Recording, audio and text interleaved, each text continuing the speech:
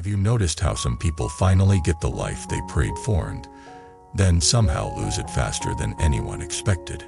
Have you ever had a good season and felt a quiet fear underneath the comfort, like something could slip at any moment? Welcome back to the channel. Today we are going to talk about a truth that can protect your life, your mind, and your destiny, especially when things are going well, because this is the part most people misunderstand. When life is difficult, we naturally become careful. We watch our steps. We pray. We reflect. We feel urgency. But when life becomes smooth, when money comes more easily, when relationships feel stable, when health improves, when work finally flows, the mind often becomes sleepy. And that sleepiness is not harmless. It is one of the most dangerous states for karma, for merit, and for the direction of your fate. Let me say it in a way that might sting and then save you. A hard season can teach you discipline. A smooth season can tempt you into waste. And what you waste is not only money or time. What you waste is the inner foundation that kept you upright in the first place. Smooth seasons do not last forever. Not because life is cruel, but because everything is impermanent. Conditions arise. Conditions change. The question is not whether change will come. The question is whether you will meet change with a trained heart or an entitled heart. That difference decides whether the next chapter becomes growth or collapse. So we are going to explore why smooth seasons are exactly when you must cultivate merit the most. And we are going to do it through story, through real-life examples, and through practical mind training that you can actually use. Because if this stays as philosophy, your mind may agree and still live the old pattern. The goal is not agreement. The goal is awakening, wisdom, compassion, and a destiny that turns toward stability. Now, what do I mean by merit? I do not mean superstition points. I do not mean a cosmic scoreboard where you do a ritual and the universe owes you a prize. Merit is the wholesome power created by wholesome intention, speech, and action. It is the inner and outer momentum that comes from living with integrity, generosity, patience, humility, and compassion. Merit is not only about what you do, but about what kind of mind you cultivate while doing it. A generous action done with a proud heart carries a different karmic flavor than the same action done with a humble and joyful heart. The outer world may see the same gesture. The inner world knows the difference, and karma follows the inner world. Merit protects you in ways people often do not notice until it is gone. Merit protects your relationships because it makes you trustworthy. Merit protects your health because it reduces unnecessary stress and resentment. Merit protects your opportunities because people feel safe around you. Merit protects your mind because it prevents you from poisoning yourself with greed, anger, and ignorance. Merit is like the unseen structure of a building. You do not praise it every day. But when the storm comes, you discover whether it exists. Now let us enter the story. I want you to meet someone I will call Daniel. Daniel came from an ordinary background. Not dramatic poverty, not instant privilege. He grew up watching his parents struggle, and that struggle planted a vow inside him. Even if he did not use spiritual language, he promised himself he would create stability. He promised he would not be the kind of person who limps from crisis to crisis. He worked hard, studied hard, and carried that hunger like a fire. Fire can be a gift.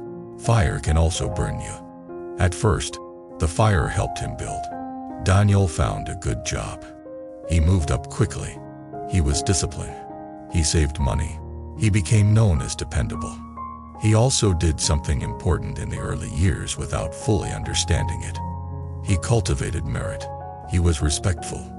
He was humble. He listened. He helped others. He did not step on people to rise.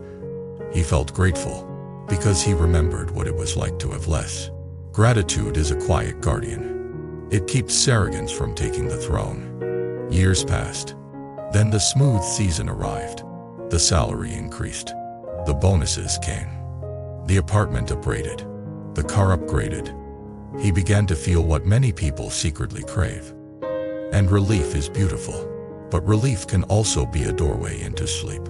Because once the nervous system tastes comfort, it starts bargaining with effort. It starts whispering, "You have earned it. You can relax now." And again, rest is healthy. But what the mind often means by relax is not rest. It means indulge. It means stop watching yourself. It means stop practicing discipline. It means stop checking the roots. At first, nothing looked wrong. That is why this lesson is so difficult. The karmic decline rarely announces itself loudly. It begins like a soft leak, and because the house still looks fine, you ignore the water. Daniel began staying up later. Not because he needed to, but because he could. He began spending more, not on necessities, but on small luxuries that made him feel like the person he had always wanted to be. He began speaking more sharply at work, not because he became cruel, but because he lost patience. He started thinking, "I do a lot. People should keep up." He started expecting things to go his way, because for a while they did. That is how entitlement is born, not in one dramatic moment, but through repeated experiences of smoothness without reflection. When life is smooth, the ego says, "I am the reason. I did this alone. I deserve more. I should not be inconvenienced." And once that voice grows, it begins to spend your merit like money pulled from a savings account. Slowly, then suddenly. The first sign was not a financial crash. It was relational. A co-worker stopped asking for his input. A friend stopped inviting him out. His partner began feeling distance. None of these were dramatic fights, just a subtle cooling. Daniel did not notice at first, because smooth seasons also make the mind less sensitive to other people's hearts. You become busy enjoying comfort, and you forget to keep your heart warm. Then work conditions shifted. A new manager arrived. A team restructure. New expectation. This is normal in primitives. But Daniel met it with a new version of himself, the one that had been shaped by entitlement. He reacted with irritation. He complained. He resisted feedback. He assumed his past results should guarantee his future authority. That assumption is one of the most expensive illusions. Past merit does not make you immune to present causes. The manager started trusting him less, not because the manager hated him, but because Daniel began showing signs of ego. In workplaces, ego has a smell. People may not name it, but they feel it. The smell is defensiveness, blame, and a refusal to adapt. These are not just personality traits. They are karmic causes. Then came the first external loss. A project Daniel led failed. Not entirely his fault, but his response was the key. He blamed. He pointed fingers. He protected his image. He tried to stay clean by making others look dirty. That is a common move when merit has thinned. You stop taking responsibility because responsibility threatens the ego. And the ego is now your new religion. The consequences came in a chain. The failure reduced his influence. The blame created resentment. The resentment created enemies. The enemies became obstacles. Stress increased. Sleep worsened. His health began to dip. At home, his partner felt the tension and began withdrawing. Daniel, feeling insecure, began chasing more comfort to soothe the insecurity. More spending, more distraction, more social validation. The smooth season became a slide. And Daniel was shocked, because he believed his blessing was a permanent possession. He did not understand that blessings are conditions, and conditions must be maintained through causes. When causes are neglected, conditions fade. This is not punishment. This is physics of karma. Now pause here, because I want you to see the hidden mechanism. Daniel did not fall because he became unlucky overnight. Daniel fell because he stopped cultivating merit in the season when he had the most capacity to cultivate it. He wasted the smoothness. He treated it like a reward instead of a responsibility. There is an old wisdom that says something like this in plain language. When things are going well, Remember how easily they can change. This is not to create fear. It is to create humility and carefulness. The goal is not anxiety. The goal is a steady heart that does not become drunk on comfort. Now, Daniel is one story, but maybe you want something closer to your world. Let me tell you about a different kind of smooth season. The relationship smooth season. I will call her Olivia. Olivia had a long history of chaotic relationships. She would fall hard, then crash hard. She carried wounds, and those wounds made her cling. Clinging in romance often looks like passion, but it is usually fear wearing perfume. After years, she finally met someone calm and stable. A partner who did not play games.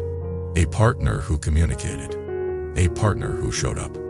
It was the blessing she always begged for. In the beginning, Olivia was grateful. She was gentle. She was careful with her speech. She was humble about her triggers. She worked on herself. She cultivated merit in the relationship by practicing patience and honesty. The relationship became a refuge. Then a smooth season arrived inside the relationship. And this is where many people lose their merit without realizing it. Once Olivia felt secure, she stopped paying attention to the small acts that keep love alive. She stopped expressing appreciation. She became more demanding. She assumed the partner would always be there no matter how she behaved. She began speaking more sharply when irritated. She started treating the partner like a guarantee rather than a living human being. This is how love dies quietly. Not from one betrayal, but from slow entitlement. The partner began feeling taken for granted. The partner began feeling like a tool for Olivia's comfort, rather than a beloved person. And once that feeling grows, the heart withdraws, because the heart cannot stay in a place where it is not honored. Olivia panicked when she felt the partner pulling away, and panic made her grab harder. Grabbing made the partner withdraw more. The cycle intensified. Olivia thought, "Why is this happening? I finally got a good person." She did not see that her smooth season made her lazy in the very actions that cultivated merit and love. Respect, gratitude. These are not decoration. They are the fuel. This is karma again, not mystical. Simple. When you treat someone as a guarantee, you stop nourishing their heart. A heart that is not nourished dries out. If Olivia had practiced merit in the smooth season, the relationship could have deepened. But because she spent her merit, the relationship began to thin. She only woke up when pain returned. Now here is the point that matters for you. You do not have to wait for pain to wake up. You can wake up now, while things are smooth, and that waking up can prevent a steep decline. So what does cultivating merit in smooth seasons actually look like in daily life? Let us make it human and practical. It begins with gratitude that is not lazy. Gratitude is not just saying thank you once. Gratitude is remembering what supports you and acting accordingly. When your income increases, gratitude looks like generosity rather than arrogance. When your health improves, gratitude looks like discipline rather than indulgence. When your relationship becomes stable, gratitude looks like consistent care rather than complacency. Gratitude keeps you awake. Then it becomes humility. Humility is not self-hatred. Humility is realism. Humility remembers that you are not the sole creator of your success. Many conditions support you.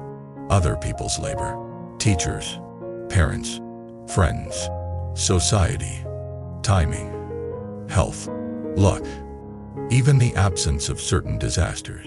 When you see interdependence, humility arises naturally. And humility is a shield against entitlement. Then it becomes generosity. Generosity is not only money. It is attention. It is patience. It is encouragement. It is giving credit. It is sharing resources. It is making time for those who helped you. It is holding the door open for someone behind you. Literally and spiritually, generosity keeps the heart soft. A soft heart is not easily corrupted by comfort. Then it becomes integrity. Smooth seasons tempt you into shortcuts because you start believing you are above consequences. Integrity is remembering that every thought, every word, every action plants a seed. Seeds grow. Integrity is choosing the clean seed even when nobody is watching, especially when nobody is watching. This is why spiritual teachings emphasize right speech and right action. Not because you are being controlled, because you are being protected. Then it becomes midfulsons. Midfulsons in smooth seasons means watching the subtle rise of arrogance, the subtle rise of laziness, the subtle rise of pleasure addiction, the subtle rise of looking down on others. These shifts happen quietly. They begin as tiny thoughts like, I deserve this. I should not have to deal with this. I am better than this. Midfulsons catches these thoughts early, before they become character. Now let me tell you another story, one that shows how merit can protect you during a sudden change. I will call him Marcus. Marcus built a small business. He worked for years, struggled, and then finally succeeded. The business became profitable. He bought a house. He felt stable. Many people around him praised him. Praise is another smooth season. Praise can intoxicate. Marcus felt the intoxication rising. He started thinking he was untouchable. He began taking bigger risks, not from wisdom, but from arrogance. He began ignoring advice. He began treating employees as tools. He began speaking harshly when stressed. He started cutting corners ethically because he felt he deserved more profit. Then the market shifted. A competitor entered. Costs rose. Customers changed behavior. Again, imperatives. Marcus needed to adapt. But because his merit had thinned, he met the challenge with panic and aggression. He blamed employees. He threatened people. He tried to force results. That aggression created fear. Fear created turnover. Turnover created instability. Instability created more stress. The business began to shake. Now, imagine a different version of Marcus. A version who cultivated merit during the smooth season. If he practiced humility, he would have stayed open to advice. If he practiced generosity, employees would have stayed loyal. If he practiced integrity, customers would have trusted him. If he practiced midfulsons, he would have seen arrogance rising uncorrected course. Then when the market shifted, his foundation would have held. He would still face challenge, but he would not collapse as quickly. That is the practical power of merit. Merit does not prevent every storm, but it changes the stormed image. It changes how many allies you have. It changes whether you can think clearly. It changes whether your heart becomes poison under pressure. Merit is like roots. Strong roots do not stop wind, but they stop uprooting. Now I want to talk about why smooth seasons create a special karmic danger. It is because smooth seasons feed what Buddhism calls the three poisons in their refined forms.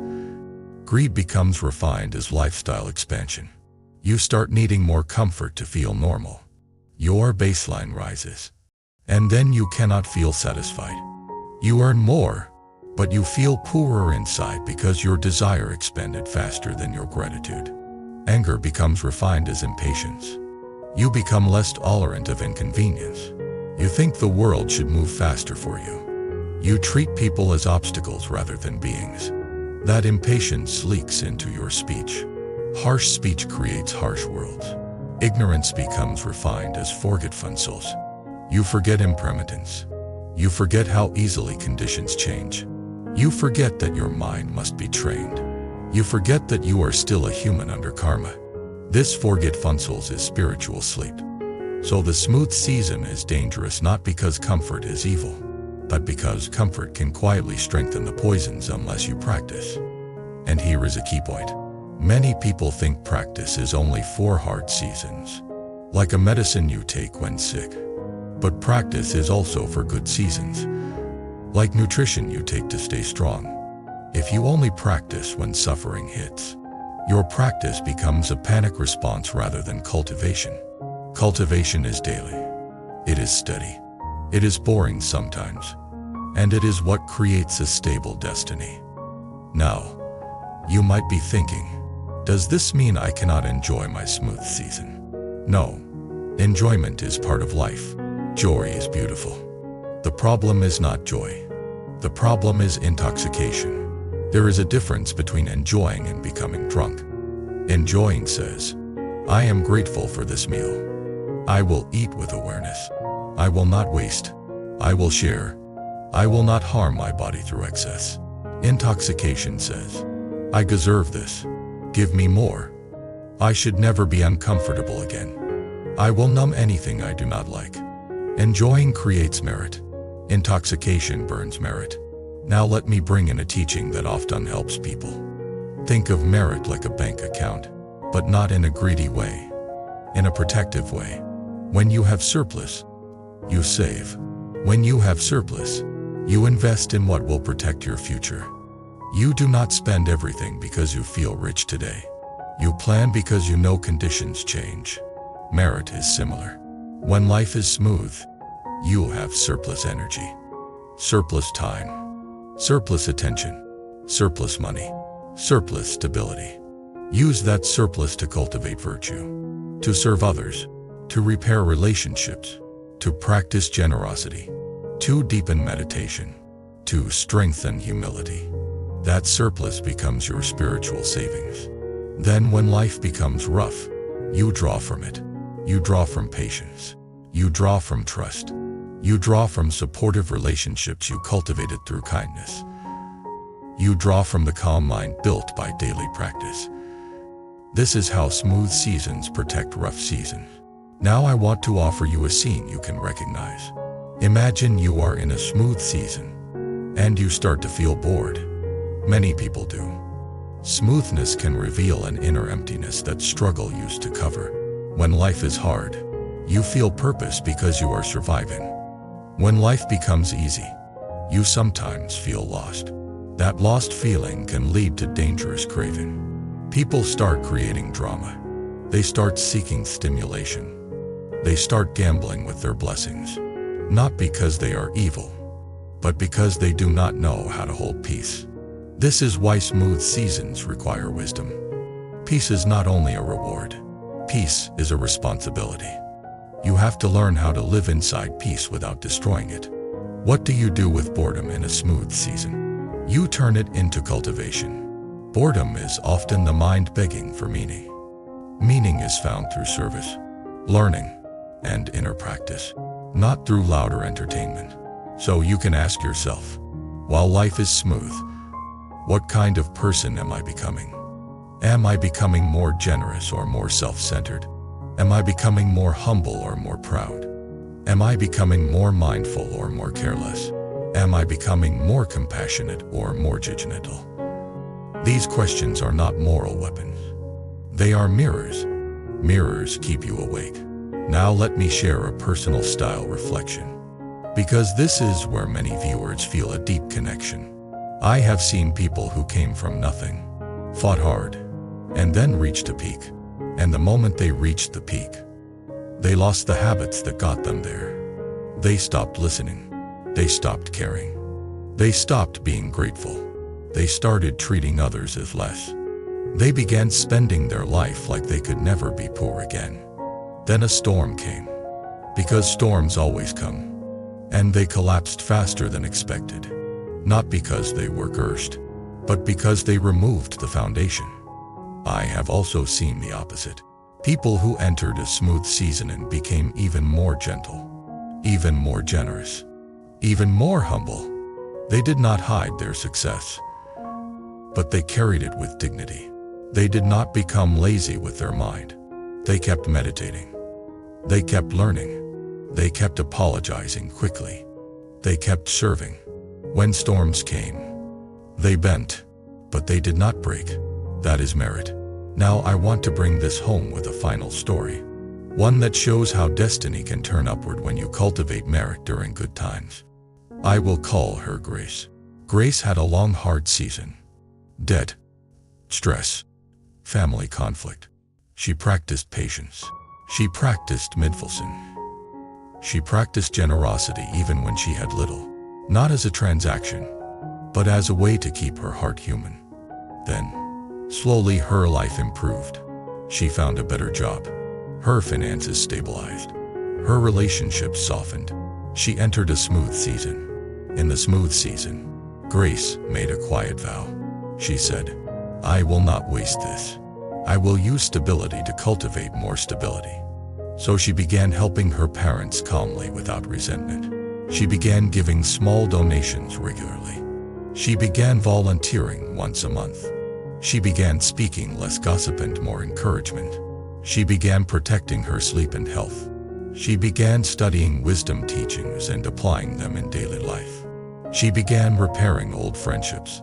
She did not do it to be praised. She did it because she understood cause and effect. Then a storm came. A sudden health issue. A family emergency. A job shift. Grace felt fear, of course, but she had something to stand on. Her relationships supported her because she had been kind. Her mind did not collapse because she had practiced. Her finances could handle it because she had been disciplined. Her heart did not turn bitter because she had cultivated compassion. The storm still hurt, but it did not destroy her. And afterward, her life actually became deeper. She felt more awakened, more grateful, more steady. This is what it means to turn blessings into a path, not a hammock. So if you are in a smooth season right now, I want you to hear this gently. Enjoy your blessings, but do not fall asleep inside them. Use them. Use them to strengthen the foundation. Use them to become wiser. Use them to become kinder. Use them to serve. Use them to repair what you neglected while struggling. Use them to train your mind so you do not become a slave to comfort. Because comfort is a sweet master and a dangerous master. And if you are not in a smooth season right now, still listen. Because smooth seasons will come and go. When yours arrives, you will know how to hold it. Thank you for spending this time with me. In the comments, tell me honestly, when life becomes smooth, what is your biggest temptation? Is it laziness? Is it spending? Is it arrogance? Is it forgetting practice? Share your story, because someone else might recognize themselves and wake up before the slide begins. If you want more long-form teachings that connect karma, merit, compassion, wisdom, cultivation, and destiny in everyday language, subscribe to the channel. Like the video so it reaches people who think blessings mean they can stop practicing. And if you want to support this work more deeply, you can join the membership and help keep these long teachings coming. Every person carries a certain energy. Your focus, your dreams, your purpose. Bracelet is a physical reminder of that energy. Symbol you wear daily. That pushes you to stay grounded, balanced, and aligned. If one of the bracelets caught your eye, you can order it through the link in the description. And check more powerful styles on our homepage store. Choose the one that strengthens your journey.